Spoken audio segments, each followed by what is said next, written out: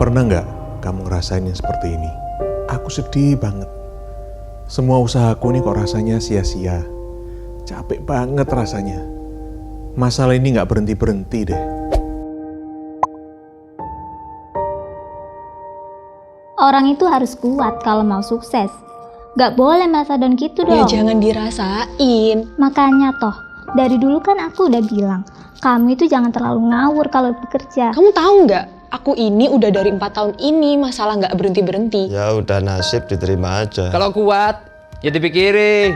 Kalau nggak kuat, ya tinggal party. Orang beriman itu akan selalu dijauhkan dari kesulitan. Kalau kamu gini aja stres, gimana caranya mau sukses? Ayo bangun.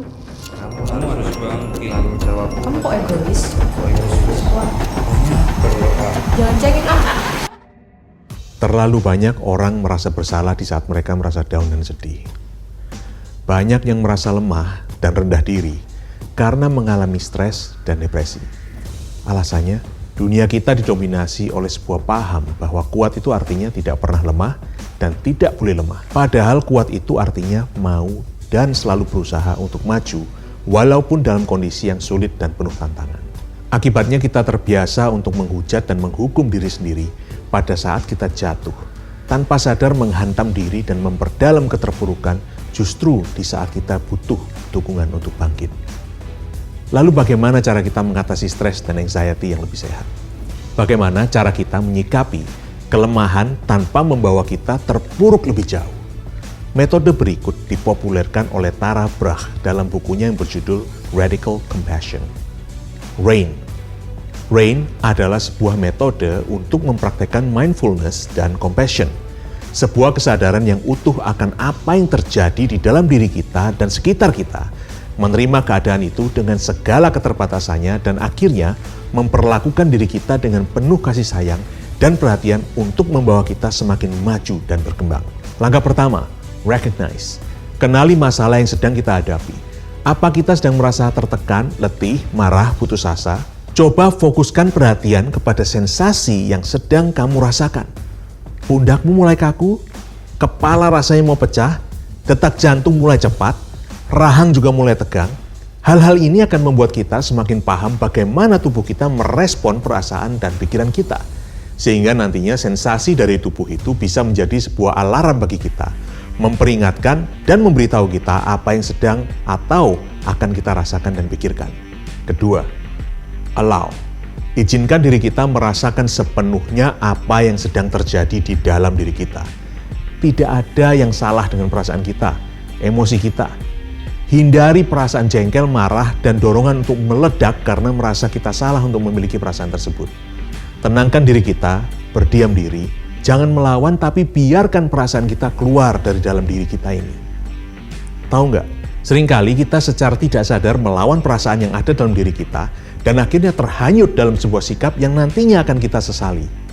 Yang ketiga, investigate, selidiki, lihat ke dalam diri kita sendiri. Coba pahami apa sih yang menyebabkan kita merasa seperti ini. Apa yang sebenarnya terlintas di dalam benak dan pikiran kita sesaat sebelum perasaan tadi muncul. Jangan ragu untuk menyelami perasaan kita, bahkan membuka kembali luka-luka lama untuk akhirnya mengerti akar permasalahan dari hal yang kita sedang alami ini. Contohnya, udahlah, pekerjaan ini biar dikerjakan sama si Bayu, nanti kamu nggak kepegang. Loh, kamu pikir aku nggak mampu? Kamu nggak percaya ya sama aku? Pernah ngalamin hal seperti itu? Kadang sikap marah itu muncul karena diri kita tidak ingin terlihat lemah. Mungkin sewaktu kecil kita pernah merasakan sakitnya dihina, dibully, karena dianggap lemah. Akibatnya hari ini, kita akan cepat naik darah ketika kita merasa sedang dipandang lemah oleh orang lain. Padahal, aku ini cuman khawatir kamu kecapean. Aku kelihatan kamu tiap hari itu kerja ngelembur terus.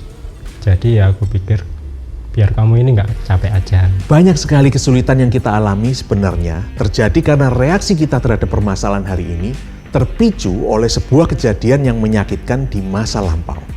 Coba renungkan, apa yang sebenarnya kita paling dambakan dalam hidup? Kasih sayang, pengakuan, perasaan diterima? Seringkali reaksi kita hari ini, perasaan dan emosi yang menyakitkan yang kita rasakan hari ini adalah akibat dari sebuah kekosongan dalam hati. Sebuah kekosongan yang lahir dari sebuah perasaan bahwa ada sesuatu hal yang kita butuhkan dan dambakan tapi belum juga dapat terpenuhi maupun tercukupkan. Lalu pemecahannya gimana? Nurture, sayangi dan lindungi. Ketahuilah bahwa tidak ada yang salah kalau kita merasa sedih, marah, ataupun down. Itu perasaan kita dan gak apa-apa kalau kita merasakan hal seperti tadi.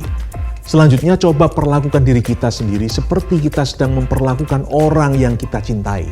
Katakan it's okay not to feel okay, but let's find a way to make things better. Jangan kutuki diri sendiri untuk hal-hal yang kita rasakan. Sebaliknya, mari fokus mencari jalan keluar. Coba tinggalkan pemikiran-pemikiran yang buruk tentang diri kita sendiri. Berhenti menghina diri sendiri. Kita ini bisa, kita mampu. Setiap dari kita memiliki kekuatan yang berbeda, tapi sama manjurnya untuk membawa diri kita untuk maju dan bangkit. Jangan lari dari perasaan takut ataupun cemas. Pelarian dari ketakutan dan kecemasan akan membawa kita semakin terjerumus di dalam lubang yang berbeda. Takut? It's okay. Cemas? It's okay. Sedih? It's okay. Kamu bisa kok bangkit. Temukan kekuatan di dalam diri kita dan coba lihat bagaimana kita dapat menggunakan kekuatan itu untuk maju. Butuh waktu, gak bisa cepat, and it's okay. Jangan putus harapan, tapi tetap terus maju, merajut asa.